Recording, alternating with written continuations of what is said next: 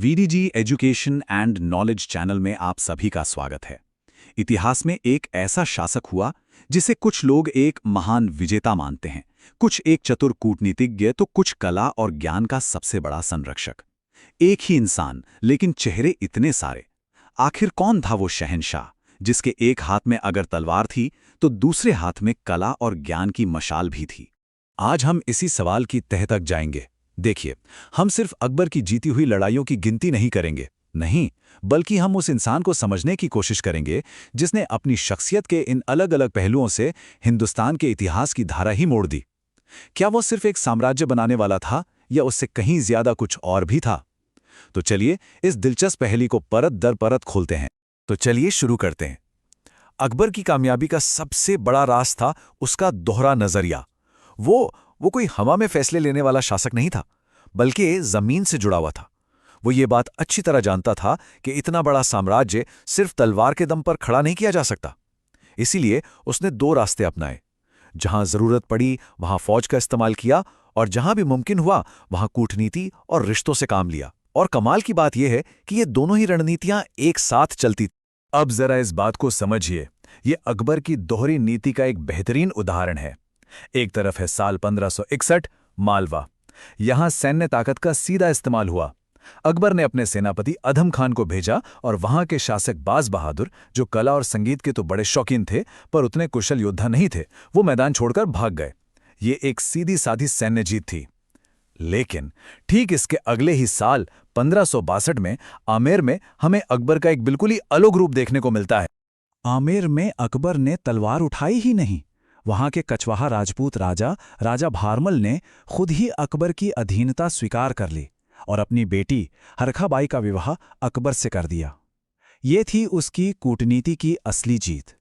सोचिए, इस एक कदम से अकबर ने न सिर्फ एक ताकतवर राजपूत घराने को अपना सहयोगी बना लिया, बल्कि राजा भारमल के पोते मानसिंह जैसे महान योद्धा को अपना सबसे भरोसेमंद सेनापति भी बना लिया। ये जो कला थी ना, अपने संभावित दुश्मनों को अपना सबसे पक्का दोस्त बनाने की, यही अकबर की सबसे बड़ी ताकतों में से एक थी। लेकिन जहां एक तरफ ज्यादातर राजपुताना अकबर की इस दोहरी नीति के आगे झुक रहा था, वहीं एक ऐसा राज्य था जो किसी भी कीमत पर अपनी आजादी का सौदा करने को तैयार नहीं था। वो राज्य था मेवाड़। और बस यहीं से शुरू होती है भारतीय इतिहास की सबसे महान और सबसे लंबी चलने वाली प्रतिद्वंद्विता की कहानी। ये जो संघर्ष था, ये कोई एक दो दिन की लड़ाई नहीं थी, बल्कि ये दशकों तक चला। और हाँ, एग्जाम पॉइंट ऑफ व्यू से ये 3 तारीखें बहुत जरूरी हैं, इन्हें याद रखिएगा। 1567, जब अकबर ने खुद मेवाड़ की अभेद्य राजधानी चित्तौड़ को घेरा। इसके ठीक 9 साल बाद 1576 में हल्दी घाटी का वो ऐतिहासिक युद्ध हुआ जिससे आज भी याद किया जाता है। और फिर 1582 में दिवेर की लड़ाई हुई, जिसे कर्नल टॉड ने मेवाड़ का मैराथन तक कहा था, जहां राजपूतों ने एक जबरदस्त वापसी की। ये तारीखें सिर्फ लड़ाइयां नहीं, बल्कि मेवाड़ के उस जज्बे का प्रतीक हैं जो कभी हारा नहीं। तो बात है 1567 की, जब अकबर की विशाल सेना ने चित्तौड़ को घेर लिया। उस वक्त राणा उदय सिंह को सलाह दी गई कि वो राज्य के भविष्य के लिए किले से सुरक्षित निकल जाएं। अब उनकी गैर मौजूदगी में किले की हिफाजत का जिम्मा 2 वीर सेनापतियों ने उठाया, जयमल और फत्ता। सोचिए, मुट्ठी भर सैनिकों के साथ उन्होंने मुगलों की तोपों और बंदूकों का सामना किया। उनकी बहादुरी की दास्तां ऐसी है कि वो इतिहास में हमेशा के लिए अमर हो गए। और यहाँ अकबर के चरित्र की एक बहुत ही अनोखी बात सामने आती है। चित्तौड़ को जीतने के बाद अकबर अपने सबसे कट्टर दुश्मनों की बहादुरी से इतना ज्यादा प्रभावित हुआ कि उसने जयमल और फत्ता की हाथी पर बैठी हुई मूर्तियां बनवाने का हुक्म दिया और उन्हें आगरा के किले के मुख्य दरवाजे पर लगवाया। ये बात दिखाती है कि अकबर सिर्फ एक विजेता नहीं था, वो वीरता की कद्र करता था, चाहे वो दुश्मन की ही क्यों न हो। उस जमाने में ये एक बहुत ही असाधारण गुण था।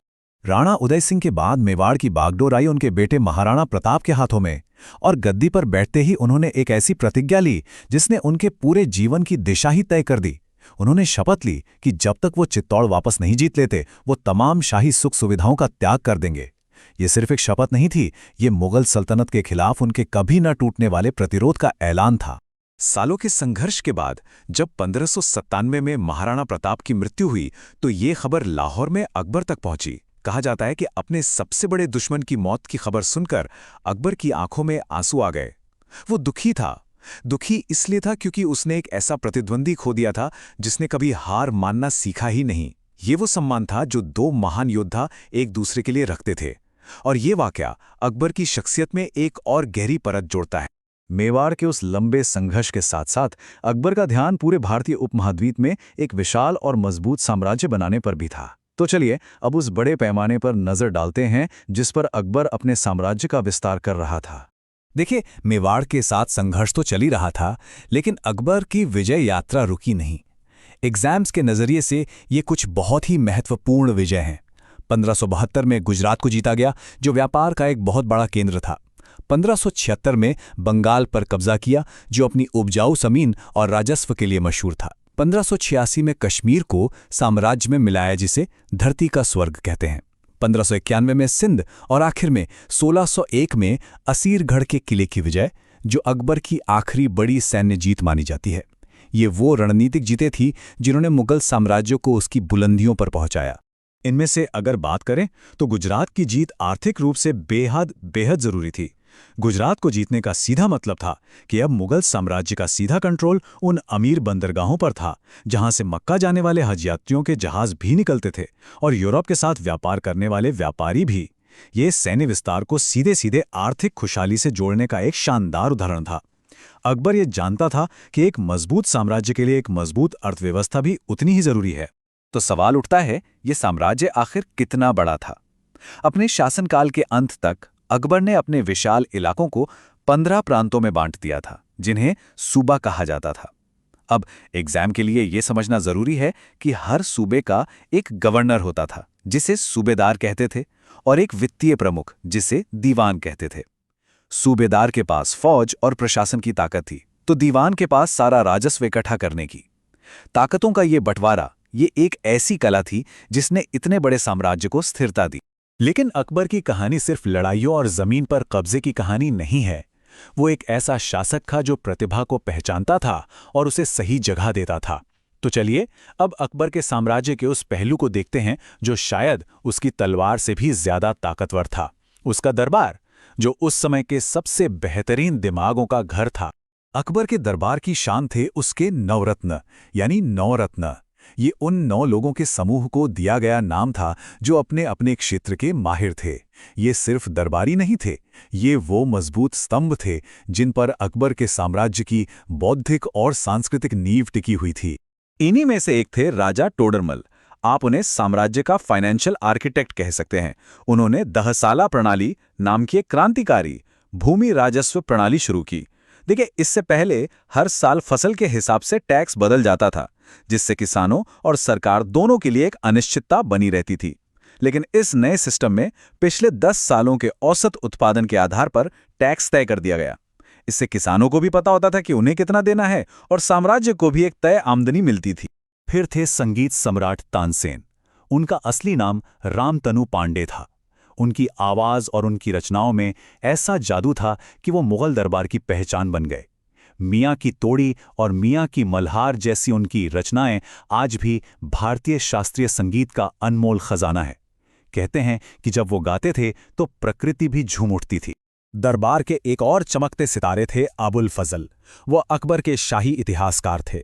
उन्होंने अकबरनामा नाम का एक बहुत बड़ा ग्रंथ लिखा, जिसमें उन्होंने अकबर के शासनकाल की हर छोटी बड़ी बात का जिक्र किया।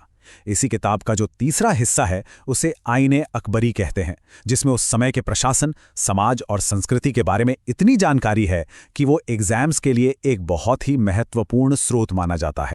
और भला बीरबल को कौन भूल सकता है? उनका असली नाम महेश दास था। वो सिर्फ एक हाजिर जवाब सलाहकार नहीं थे, बल्कि अपनी बुद्धि और मज़ाकिया अंदाज के लिए मशहूर थे।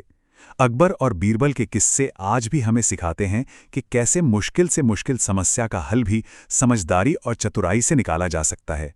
वो अकबर के सबसे करीबी और भरोसेमंद लोगों में से एक थे। तो समझने वाली बात यह है कि अकबर की असली ताकत सिर्फ उसकी सेना में नहीं थी। नहीं, उसकी असली ताकत थी सही प्रतिभा को पहचानने, उसे सम्मान देने और उसे अपने साम्राज्य के निर्माण में भागीदार बनाने की काबिलियत। ये जो प्रतिभा का साम्राज्य था, यही वो चीज थी जिसने अकबर की विरासत को सिर्फ जीत तक सीमित नहीं रखा, बल्कि उसे संस्कृति, कला और ज्ञान के क्षेत्र में भी अमर बना दिया। और ये हमें आज के विश्लेषण के आखिरी सवाल पर ले आता है। जरा सोचिए, अकबर की कौन सी विरासत ज्यादा ताकतवर और ज्यादा स्थायी साबित हुई? वो विशाल जमीन जो उसने जीती थी, या फिर वो विचारों का, कला का और ज्ञान का साम्राज्य जिसे उसने अपने दरबार में सींचा था? इसका जवाब हमें इतिहास के पन्नों में और शायद हमारे आज में भी ढूंढना होगा।